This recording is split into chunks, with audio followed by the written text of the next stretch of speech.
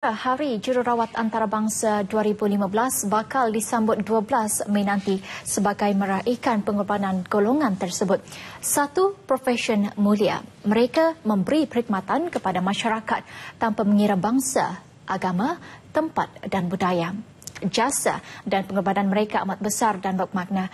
Dan untuk membicarakan mengenainya, kami bawakan dua tetamu hari ini, iaitu Puan Mariam Badhar Ali selaku Presiden Persatuan Jururawat Malaysia MNA dan juga Pengarah Bahagian Kejururawatan Kementerian Kesihatan Puan T. Selvin Subramaniam. Terima kasih kepada dua orang, saya kira jururawat yang boleh dikatakan sudah berbakti kepada Malaysia sendiri. Terima kasih kerana sudi bersama kami tengah hari ini. Terima kasih untuk memanggil.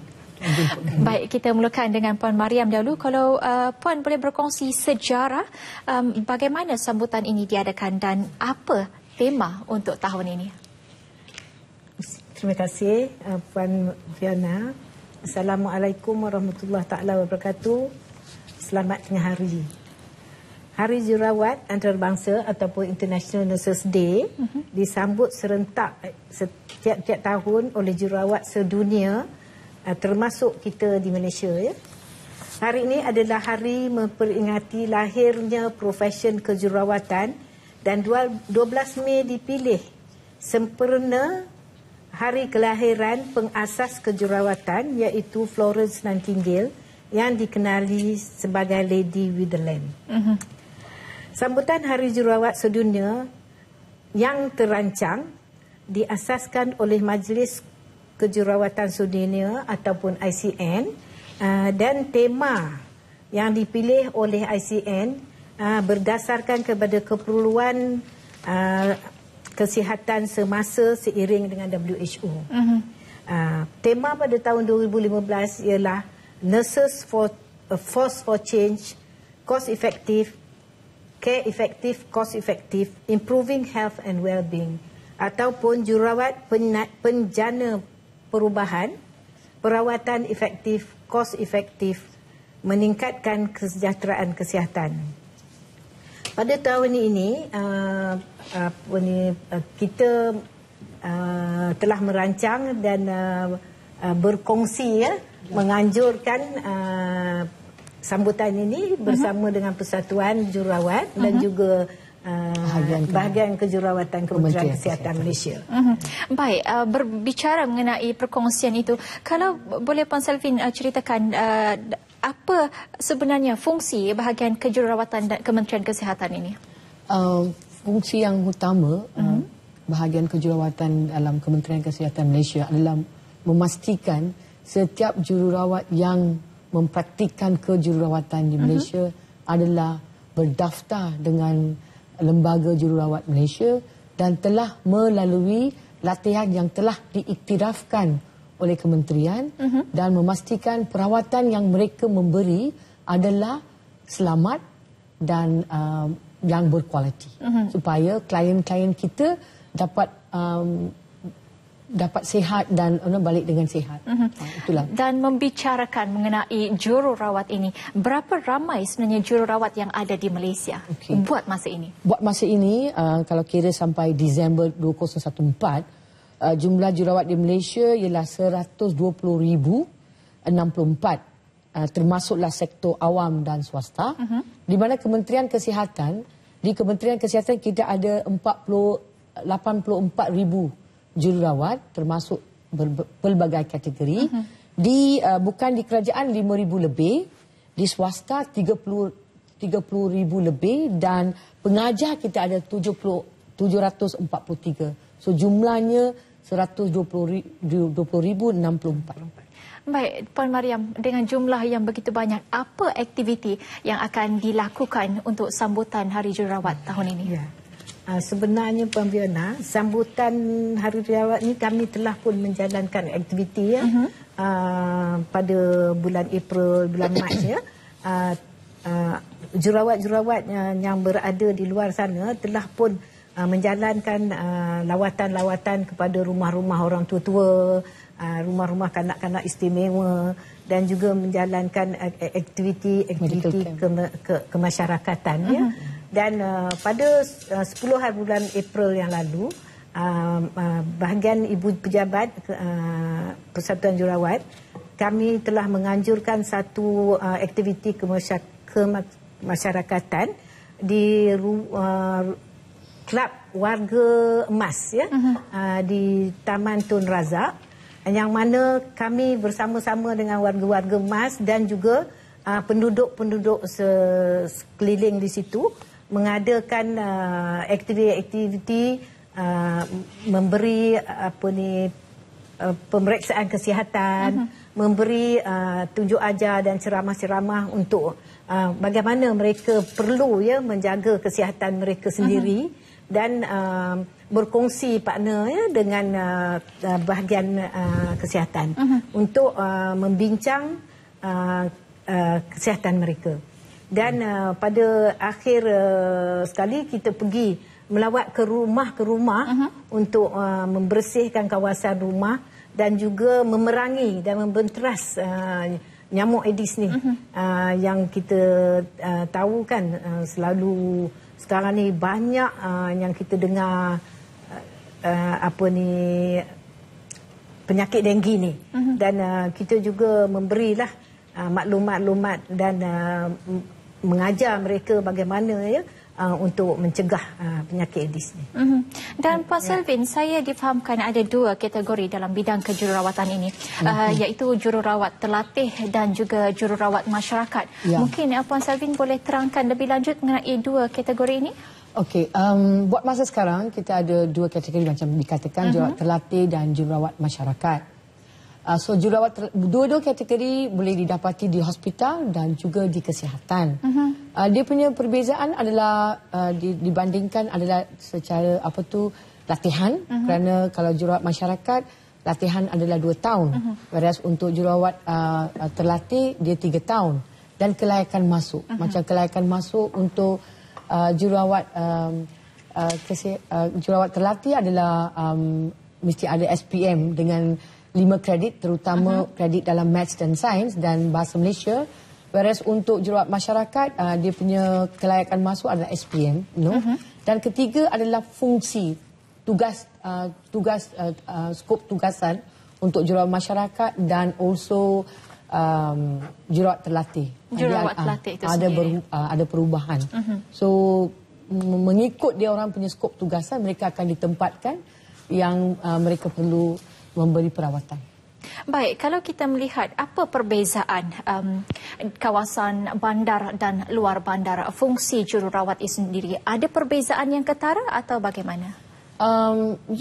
Macam jika kira di hospital is acute care, perawatan secondary dan perawatan tertiary. Whereas di kesihatan awam, di primary care itu more of kita buat macam kita promosi pendidikan kesihatan, maternal and child health, pendidikan sekolah, so perubatan dia is more like pencegahan. Kita memberi pendidikan dan membuat promosi hidup lifestyle yang elok supaya mereka tidak masuk ke dalam hospital ataupun mereka keluar cepat dari hospital dan mereka berada di together with their family kan, supaya mereka lebih lifestyle yang bagus.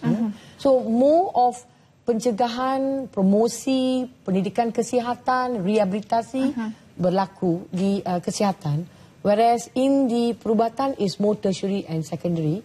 And also dalam kesihatan awam, maternal and child health, especially kan kita jururawat terlibat sangat dengan MCH, maternal and child health, di mana ibu-ibu yang mengandung kan, kita memberi pendidikan and perawatan dari masa dia mengandung sehingga dia ke tahap yang akan lahir lah, akan masuk ke hospital untuk bersalin. Baik, Puan Mariam, dari segi persatuan pula, kalau melihat kepada keseluruhan termasuk Sabah dan Sarawak, adakah persatuan bergiat aktif dalam apa sahaja acara yang dilakukan, termasuk daripada sambutan jururawat ini? Ya. Sememangnya ya, kita punya ahli terdiri daripada semua jururawat di dalam Malaysia ini ya, termasuk Sabah dan termasuk Sarawak ya. Dan pada sambutan hari 12 bulan ni, kita jangkakan lebih daripada 4,000 jururawat yang akan hadir ya untuk bersama pada hari itu. Dan ini juga di seluruh negara. Jururawat-jururawat dari seluruh negara, tidak kira daripada kesihatan awam ataupun daripada swasta. Dan pada sambutan pada 12 hari bulan ini, sambutan akan dilancarkan oleh Yang Berhormat Menteri Kesihatan. Dan kami juga mengadakan seminar ya, berpandukan kepada tema yang telah diberi. Dan kemuncaknya ialah penganugerahan tokoh jururawat yang kami beri kepada jururawat-jururawat yang telah memberi khidmat ya, dan memberi pengorbanan di dalam pembangunan dan perkembangan kejururawatan itu sendiri. Dan tokoh-tokoh yang 3 ini ialah tokoh jururawat perkhidmatan, tokoh jururawat pendidikan dan tokoh jururawat komuniti daripada segi pengkhususan perkhidmatan mereka. Baik, saudara, itu dia tadi serba sedikit mengenai dari segi persatuan dan juga kementerian itu sendiri. Selepas ini kita akan bertanyakan lebih banyak soalan lagi kepada kedua-dua tetamu kita. Sebelum itu kita berhenti rehat seketika, kembali selepas ini. Kita teruskan kepada Puan Mariam. Harapan Puan sendiri untuk memperkasakan persatuan di kalangan jururawat di Malaysia ini. Harapannya persatuan jururawat adalah supaya semua jururawat ya, daripada sektor awam dan juga swasta akan terus memperkukuhkan bergabung dengan di bawah satu payung ya, iaitu persatuan jururawat, dan dengan satu suara ya, kita meningkatkan profesi kejururawatan di dalam negara dan juga di peringkat antarabangsa seiring dengan negara-negara maju. Dan juga kami berharap agar pendidikan asas kejururawatan pada masa yang terdekat ini adalah di peringkat ijazah ya, untuk menjadi seorang jururawat seiring dengan negara-negara maju juga. Ini adalah matlamat yang diperjuangkan oleh Persatuan Jururawat dan juga bahagian kejururawatan Kementerian Kesihatan. Baik, bercakap mengenai jururawat, kita sudah tahu bahawa pekerjaan ini adalah yang memerlukan kesabaran yang paling tinggi. Kalau Puan Selvin boleh kongsikan kepada kami, apa cabaran yang paling akan jururawat tempuhi nanti? Okey, seperti dimaklumkan, jururawat merupakan barisan hadapan dan kategori yang paling terbesar dalam perkhidmatan kesihatan dan berada di samping klien 24 jam sekali kan. So dengan itu cabaran yang utama sekarang pada bahagian kejururawatan adalah memastikan pengetahuan dan kemahiran anggota jururawat seiring dengan perkembangan perubatan dan kesihatan supaya dapat kami bekerjasama dan berkolaborasi dengan lain-lain healthcare professional dalam pemberian perawatan kepada pesakit kita supaya dapat kita merealisasikan kehendak slogan kementerian, iaitu rakyat didahulukan, pencapaian diutamakan. So kita, and besides that kan, jururawat-jururawat kita bolehlah dibandingkan sama dengan jururawat di luar negara, di negara-negara yang maju. Itu adalah cabaran yang paling utama buat masa sekarang ini. Kalau kita bercakap mengenai jantina, lelaki ataupun perempuan, yang mana satu mendominasikan sekarang, Puan Mariam? Buat sementara sekarang ini masih lagi jururawat wanita yang mendominasikan pekerjaan kejururawatan ni. Tetapi kita pun telah ramai ya mendapat perkhidmatan jururawat lelaki juga yang dikatakan lebih kurang dalam 10% daripada jumlah keseluruhan workforce. Dan mereka ini juga kita beri pengalaman yang sama seperti jururawat-jururawat wanita, dan mereka ini mendapat latihan yang sama dan pengalaman yang sama. Dan apa yang kami lihat bahawa jururawat-jururawat lelaki ini mereka dapat menjalankan rawatan dengan baik, ya, dan juga mempunyai komitmen yang tinggi terhadap profesi ini. Sangat menarik sebenarnya kalau kita berbicara mengenai jantina ini. Baik, kepada mereka yang ingin memasuki profesi ini, apa yang mereka perlukan ataupun kepada laman website mana yang mereka boleh masuk untuk mereka ingin menjadi seorang jururawat? Kalau kita katakan selepas SPM ataupun setelah beberapa tahun selepas SPM itu. Untuk menuju kerjaya kejururawatan ada beberapa saluran. Kerana latihan untuk menjadi seorang jururawat ditawarkan oleh swasta, publik dan juga Kementerian Kesihatan. Kita ada about 78 institusi swasta yang menawarkan latihan untuk menjadi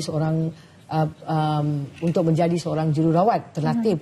Dan juga kita ada publik seramai 10 IPTA yang menawarkan. So mereka boleh memohon melalui laman web pada IPTA dengan IPTA ataupun mereka bolehlah melawat institusi itu. Untuk Kementerian Kesihatan they can go through the SPA, kan akan keluar dalam surat khabar, dan mereka bolehlah memohon melalui SPA untuk memohon latihan for jururawat. Baik, akhir sekali Puan Mariam, saya ingin tanyakan, adakah dengan jumlah jururawat yang ada sekarang sudah mencukupi untuk merangkumi keseluruhan hospital yang kita ada, atau masih perlukan tenaga jururawat? Kalau dikatakan tidak mencukupi, kita mencukupi dengan sekarang lah. Tetapi kalau kita memikirkan untuk memberi perawatan yang betul-betul mengikut norm-norm yang kita telah sediakan, kita memerlukan lagi jururawat lah, terutama sekali jururawat untuk bertugas di bahagian kesihatan awam, yang mana kita memerlukan juga jururawat yang ramai lah untuk di kawasan pedalaman. Dan perkembangan perubatan seperti telah saya katakan tadi berkembang dengan pesat. So kita selalu extending our services dalam pengkhususan. So dikatakan jumlah cukup jururawat tidak boleh ditetapkan macam itu, kerana kita berkembang dengan pesat. Lagi banyak hospital akan dibuka, swasta ke, kementerian ke, ataupun kita punya perkhidmatan yang sedia ada pun akan diperluaskan. So kita perlu jururawat yang ada pengkhususan. So mengatakan kita cukup jururawat, selalu kita akan memerlukan jururawat. Ya. Baik, itu dia tadi apa yang penting kita ingin mengucapkan terima kasih kepada mereka yang telah banyak berjasa kepada kita. Setiap pekerjaan itu ada nilai pentingnya tersendiri. Kami ucapkan terima kasih sekali lagi kepada Puan Mariam Manhar selaku Presiden Persatuan Jururawat Malaysia MNA, dan juga pengarah bahagian kejururawatan Kementerian Kesihatan Puan Selvin Kena sudi bersama kami. Terima kasih sekali lagi. Terima kasih.